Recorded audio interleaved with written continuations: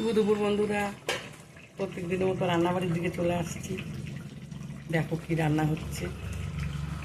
দেখো ওখানে বসিয়েছি বন্ধুরা আলু বেগুন দিয়ে রুই মাছের ঝোল।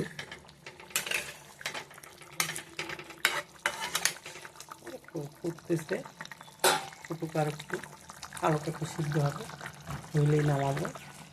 আর এখানে করলাম বন্ধুরা দেখো ডাঁটার শাক ভাজলাম রসুন দিয়ে, কাঁচা লঙ্কা শুকনো লঙ্কা দিয়ে ডাঁটার শাক ভাজা। এখানে মাছের তেল পটকা পেঁয়াজ দিয়ে ভাজলাম। লোকটা খুব ভালোবাসে খেতে। আর এখানে ভেন্ডি আলু ভাজা করলাম বন্ধুরা।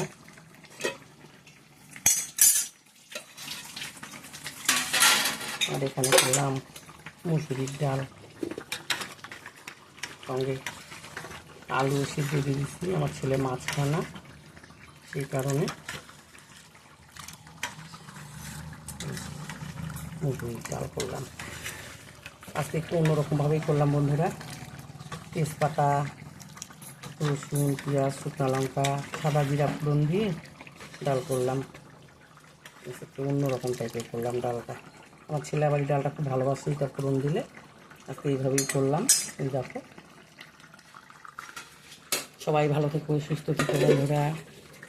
এই যে মাছের ঝোলটা হচ্ছে, মাছের ঝোলটা হয়ে গেলে শুকাবে আর একটু, শুকাইলে আমরাও খাওয়া দাওয়া খাবো।